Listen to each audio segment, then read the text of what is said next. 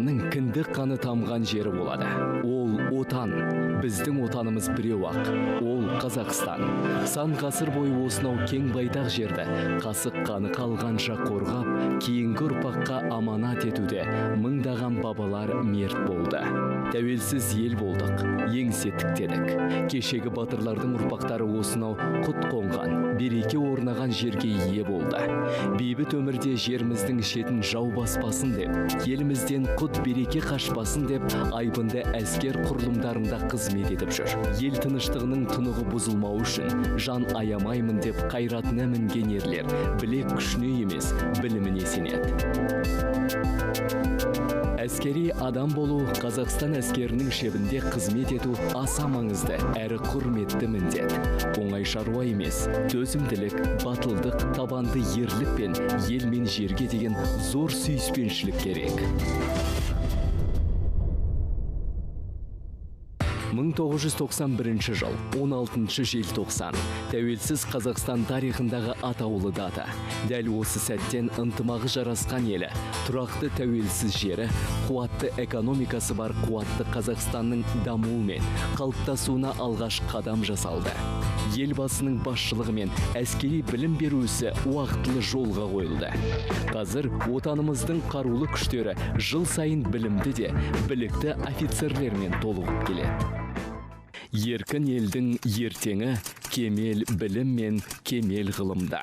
Қазақстан Республикасының президенті, қарулы күштердің жоғарғы бас қолбасшысы Нұрсұлтан Назарбаев.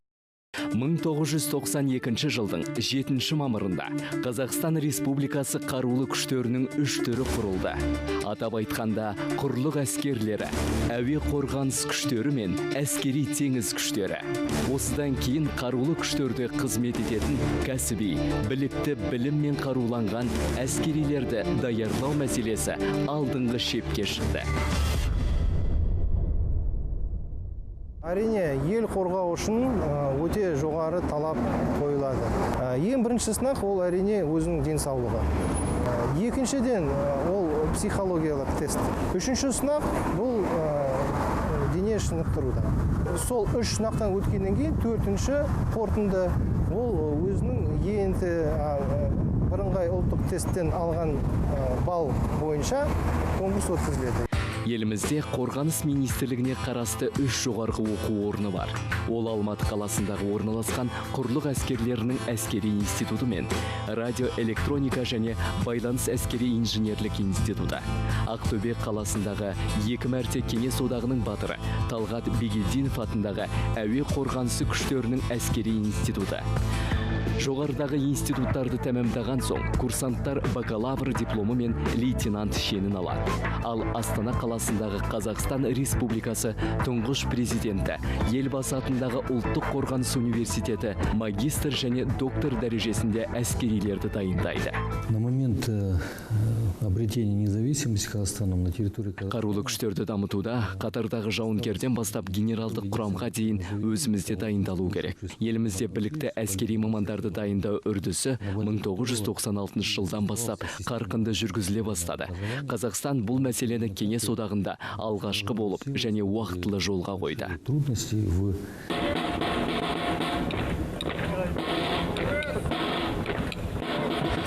Құрлық әскерлерінің әскери институты Алматы қаласында орналасқан. Институт 1970 жылы жоғарғы жалпы әскери командалық училищесі болып қалыптасқан. Институт құрлық әскерлері үшін мотоатқыш, әуе десанттық және әскери барлау, танк, артиллерия, автокөлік және азық-түлікпен қамтамасыз ету бойынша әскерлердің командалық тактикалық даярлығы сынды 11 мамандық бойынша мамандарды дайындайды. Мен Темірбаев Арман құрлық әскерлерінің әскери институтында қызмет етем. Әскери қызмет бұл менің өмірлік таңдауым. Елімнің, жерімнің бірлігі үшін, абырой үшін қасықтай қаным қалғанша қызмет етем. Әскери тәртіпке төселіп, білімді де білікті әскерилердің қатарын толықтыруға бекініп отырған мына сарбаздар 3-ші курста оқиды. Армандары асқақ, мақсаттары айқын курсанттардың мұратына жетуіне, институттың заманауи құрылғылармен қамтылған материалдық техникалық базасы толық мүмкіндік береді. Олар заман талабына сай білім алумен қатар, әскери техниканы меңгеруге әбден машықтанған.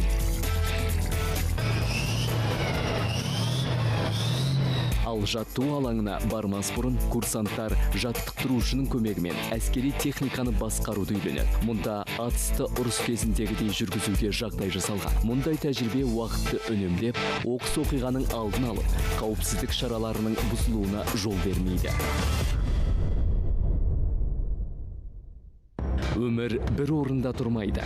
Өкінішке орай қарқынды даму үрдісімен қатар, жаңа қауіптің келмесіне кепіл жоқ. Егер ертеректе мемлекетке ашық шабуыл жасалатын болса, қазір ел тыныштығының тұнығын бұзып, ішке іріткі салудың жолы көп. Ақпараттық және психологиялық шайқас сынды елді бағындырудың түрлі тәсілі қолданылуда. Әрине, әскери оқу орындарының түлектері ол шайқастардың кез келгеніне төтеп беруге дайын болуы керек. Біз қазіргі заманғы қақтығыстарға қасқайып қарсы тұра алатын мамандарды дайындап жатырмыз. Ол таулы аймақтар мен қалалық жерлер болуы мүмкін. Қандай жағдай болса да, отан үшін аянып қалмауы керек. Ал біреуге қарсы тұру үшін алдымен жігеріңді жанып, күш қуатыңды қайрап алу керек. Ол ретте институт дене дайындығына ерекше ден қойған. Курсанттар спорт кешені мен бассейнді еркін пайдаланып, жаттығу жасап, ауыр атлетика, күреспен айналысады. Олардың арасында 6 спорт шебері, 12 спорт шеберіне кандидат, 1-2 дәрежелі 70 спортшы бар.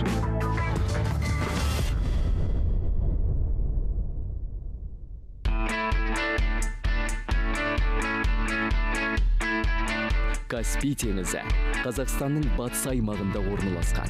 Теңіз жағалауындағы Қазақстан, Ресей, Түркменстан, Иран және Әзербайжан Каспий теңізінің аумағын өзара келісе отырып, теңіздегі шекарасын бекітті.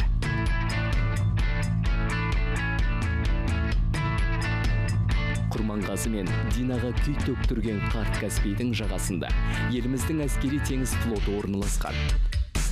Сақтал! Түзел! Тік тұр! Ортаға түзел! Аға лейтенант Мұрза, оқу орталығы таңертеңге таратауға сапқа тұрғызылды. Баяндап тұрған аға лейтенант Бандурин. Саламатсыз ба, мырзалар? Саламатсыз ба, аға лейтенант Мұрза? Еркін тұр! Бұл тәуелсіз Қазақстанның құрлықта, әуеде және теңізде қуатты қарулы құрылымдары барының тағы бір дәлелі. Әскери теңіз күштерінің жеке құрамы қойылған міндеттерді табысты орындап, еліміздің теңіз шебінде сенімді күзетте тұр. Ақтөбе қаласында әскери теңіз күштеріне қарасты 29-да 011 әскери бөлімнің оқу орталығы бар. Онда 2011 жылдан бері Ақтау, Атырау, Орал, Ақтөбе қалаларынан келген 750 әскери міндетті қызметкер дайындалған. Кеме деген ол өте күрделі инженерлік құрылыс. Сондықтан да кеме әртүрлі жаттығулар орындау кезінде онымен небір жағдайлар болып қалуы мүмкін. Ең нағыз қорқыныштысы ол кемеде өрт шыққан. Сондай жағдайда өздерін жақсы көрсетіп, авариялық құтқару мүліктерін шұғыл түрде және сауатты пайдалану үшін сондай мақсаттарда оқытамыз. Оқу орталығында келісім шарт бойынша әскерге шақырылған азаматтар білімін жетілдіреді. Олар мұнда 3 ай мерзімінде оқып, кемені басқарудың бастапқы негіздерін үйренеді. Теориялық білімді әр текті кемелер дивизионында шыңдайды. Жеке құрам назар аудар, оқу жаттығу сигналы. Жеке құрам назар аудар, оқу жаттығу сигналы.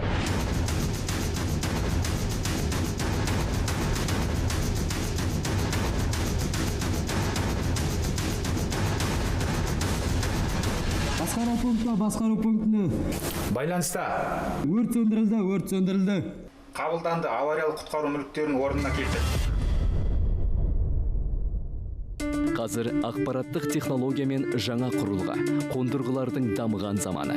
Сондықтан коммуникация негіздерін жетік меңгерген кезде ғана ұтқыр әрекет жасап, әуедегі, жердегі, судағы техникамен байланыс орната аласың. Буран 10, я спутник 20. Движение готово, прием. Спутник 20, я Буран 10. Движению готовы. Сондықтан да оларды көрінбейтін майданның батырлары деп атайды. Ал байланыс жүйесі әскердің жүйкесі саналады.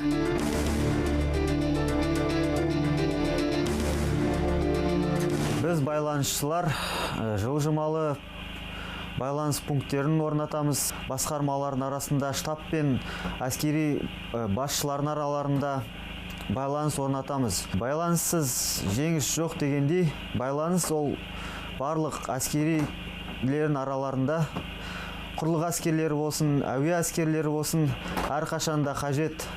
Сондықтан да біз байланыс жаттығуларын күнделікті өткізудеміз. Байланысшыларды Алматы қаласындағы радиоэлектроника және байланыс әскери инженерлік институты дайындайды. Институт 2001 жылдың қазан айында құрылған. Көп бейінді, байланыс автоматтандырылған басқару жүйелері, ақпараттық қорғау, авиация ұшуларын радиотехникалық қамтамасыз ету мамандары, сондай-ақ радиотехникалық әскерлер мен әуе қорғанысына қарсы күштер үшін зениттік ракеталық әскерлер офицерлерін дайындайды. Институт является многопрофильным. Азаматтық авиация академиясының әскери факультеті негізінде біздің институт құрылды. 2002 жылдан бері 1000-нан астам курсант бітіріп шықты. Институт көп бейінді 10 мамандық бойынша кадрлар дайындаймыз. Бүгінде біздің мамандық өте үлкен сұранысқа ие. Бұл техникалық сала мамандарын даярлауда Орта Азияда бірегей институт. Сап құрған сергек сарбаздар жылдық тәжірибемен оқу жаттығулардың нәтижесін бір-ақ күнде көрсетеді. Ол 7 мамыр отан қорғаушылар күніне орай Астанада өтетін салтанатты әскери шеру. Әуе мен жердегі техникалардың сымдай тартылған әскерилердің бір деммен жүріп өтуі байланыстың жүйелі құрылғанының арқасы. Зөл, тек тұр. Екінші оқу жаттығуын орында. Патриот, отанға қызмет етуші азамат. Ағайынды Талғат пен Ерлан Өтеғұловтар осылай деп біледі. Отан алдындағы борышын бірге өтіп, әскерде байланыстың қыр-сырымен танысып, ғылым мен техниканың жаңа жетістіктерін меңгерді. Әскерден кейін радиоэлектроника және байланыс әскери инженерлік институтына түсіп, білімін жетілдіреді. Бүгінде қарулы күштер сапында абыройлы қызмет етіп жүр. Ерлан Талдықорған қаласындағы десантты шабуылдаушы бригадасы байланыс взводының командирі. В далеком 2003 году 12 жылдан бері әскери салада қызмет етемін. Әскери құрылымдарды сапалы байланыспен қамтамасыз ету басты міндетім. Антыма адал офицер болуға бар күшімді саламын. Талғат 68-665 әскери бөлімінің байланыс ротасын басқарады. Өмірлік серігін де осынан тапқан. Жары Санди бөлім сержанты. Өз міндетін атқаруда ептілік пен ерлік, тиянақтылық пен ұқыптылық танытып жүр. 2 жыл қатарынан Астанада өткен әскери парадқа қатысты. Осылайша жас отбасы даңқты әскери қызметті қатар алып жүр. Әскери қызметкерлер отбасында дүниеге келіп, темірдей тәртіпке үйрендім. Отанға қызмет етуді мен де борыш санадым. Биыл осы салада қызмет етіп жүргеніме 10 жыл болыпты. Ендігі арманым офицер погонын тағып, білікті маман атану.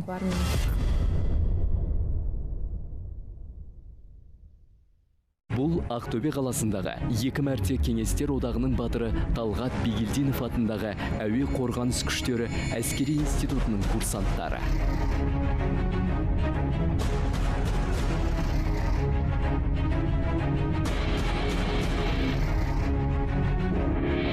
Әуе қорғаныс күштері әскери институтының тарихы 1974 жылы құрылған Ақтөбе жоғарғы азаматтық ұшу авиациялық училищесінен басталады. Кейін Ақтөбе жоғарғы азаматтық ұшу авиациялық училищесінің базасында 1994 жылы әскери әуе күштері факультеті құрылды. 2003 жылы училище әуе қорғаныс күштері әскери институты болып өзгертілді. Институттың негізгі міндеті Қазақстан Республикасы қорғаныс күштерінің авиациясы үшін офицерлік кадрлар даярлау. Негізі Ми-8 ұшағымен ұшады ғой бастапқы. Олардың ертең басқа қызметтерге барғанда Қазақстан бойынша әр қалаға кеткенде штурман қызметін атқарады. Соған дайындау, ұшуды үйрету, теориялық, практикалық жағынан үйрету, дайындау курсанттарды. Институт 9 мамандық бойынша дайындық жүргізеді. Ол ұшқыш мамандықтары мен инженерлік техникалық мамандықтар, оқу зертханалық корпусы, тренажер залы, әкімшілік және шаруашылық ғимараттары, мәдени демалу орталығы, асхана, жарық та жайлы жатақхана, медициналық пунктта қарастырылған. Сондай-ақ курсанттардың теориялық оқытуын жүзеге асыратын 12 кафедра, есептеу орталығы, авиация техникаларының оқу мұражайы, баспахана, ғылыми зерттеу бөлімі бар. Бала кезінде ұшқан ұшақтың артынан жүгірмейтін бала болмайды деп ойлаймын. Мен де сол ұшақ артынан жүгірген балалардың бірімін. Ендігіде осылай арманым орындалып, осы институтта білім алып жатқаныма өте қуанамын. Жасұлан республикалық мектебінде азаматтық авиация орталығында ТЛ-2000 ұшағымен ұшып, қазіргі таңда осы институтта Л-39 ұшағымен қабілетімізді қатайтып жатырмыз. Ұшу факультетінің курсанттарын ұшуға дайындау 2-ші, 3-ші және 4-ші курста жүргізіледі. Алғашқы оқулар Ақтөбе аэродромында, Л-39 ұшағында және Хлебодаровка аэродромында Ми-8 тік ұшағында жүргізіледі. Соңғы курстарында олар Балқаш, Қарағанды, Астана және Алматы қалаларында әскери дайындықтан өтеді. Бағытын ұстау әрине әр балаға арман. Сондай армандаған балдар қазір біздің осы оқу орнында білім алып келеді. Еліміздің тыныштығын, еліміздің болашағын, сәбиіміздің тәтті ұйқысын, анамыздың ақ жаулығының шырқысын бұзбайтындай біздің болашағымыз нағыз сенімді қолда деп біз қазір сене аламыз. Қазір мұнда Қырғызстан, Тәжікстан сынды көрші елдерден келген 50 азамат инженерлік техникалық мамандық бойынша білім алып жатыр. Мен дағы сыймықтанам, мына жерде оқып жатқаныма. Бары деле границаның ар жағында оқымайды. Сол үшін абдан қуаныштамын. Бұл жерде көптеген жаңалықтарды үйрендім. Институт түлектері жыл сайын еліміздің бас алаңында өтетін әскери парадқа қатысып, жоғарғы пилотаждың озық үлгісін көрсетіп жүр. Бұл жерде зерек әскери ғылымды білетін және тілдерді меңгерген білімді офицерлер тәрбиеленуі керек. Қазақстан Республикасының президенті, қарулы күштердің жоғарғы бас қолбасшысы Нұрсұлтан Назарбаев. 2014 жылы Шүйче қаласынан ел астанасына көшірілген Қазақстан Республикасы тұңғыш президенті, елбасы атындағы ұлттық қорғаныс университеті еліміздің қарулы күштерінің әл-ауқатын арттыратын жаңа белес. Мұнда магистратура және докторантура бағдарламалары бойынша стратегиялық, жедел стратегиялық және жедел тактикалық басқару буындары үшін әскери кадрлар даярланады. Тыңдаушылар, капитан, майор болған, полковник, ол кісілерді басқа шет елдерден оқып келген. Ол білімдері, ол басқа шет елдің оқыған білімдермен келеді. Солардың білімдерін алып, олардан жоғары болып, оларды ағыры арттыру үшін әрқашанда мұғалім өзі білімін жоғарылатып, көзқарасы жан-жақты болу керек. Расында, елбасы университеттің басшылар мен оқытушылар алдында жоғары талап қойды. Тек сапқа тұруды үйретумен шектелмей, барлық жағынан дайындалған офицерлерді оқыту міндеттелді. Мұнда мәдениетті де сауатты, соңынан топты ілестіре алатын нағыз қолбасшылар даярлану қажет. Мен 4-5 жыл қызмет атқарған соң түсіндім, ары қарай өз білімді арттыру керекпін. Өйткені қазіргі заманда, ақпарат заманында әрбір офицер, әрбір өзінің білімін арттырып тұру керек. Университетте 4 факультет, 18 кафедра бар. Тыңдаушыларға 10 ғылым докторы, 30 ғылым кандидаты дәріс оқиды. Әскери ғылымды дамытуға университет айрықша басымдылық береді. Мұнда заманауи мультимедиялық аудиториялар, зерттеу лабораториялары іске қосылған. В данный момент мы находимся в группе сканирования. Біз қазір сканерлеу бөліміндеміз. Мұнда HD форматында құрылымдық жарықтың көмегімен сканерден өткізетін көлемді қондырғы орнатылған. Оның көмегімен кез келген қондырғының көшірмесін жасай аламыз. Университет түлектерінің жұмысы бүгінде қарулы күштерде кеңінен қолданылуда. Қазақстанда әскери білім беру жүйесі әлі де даму мен қалыптасуының шарықтау шегіне жеткен жоқ. Ол уақыт талабына сай әлі де мобильді даму үстінде. Офицер болу тек погон тағып дипломы бар маман атану емес. Ол үшін психологиялық төзім, жігер, жан-жақты білім, қазақстандық патриотизмнің озық үлгісін көрсету керек.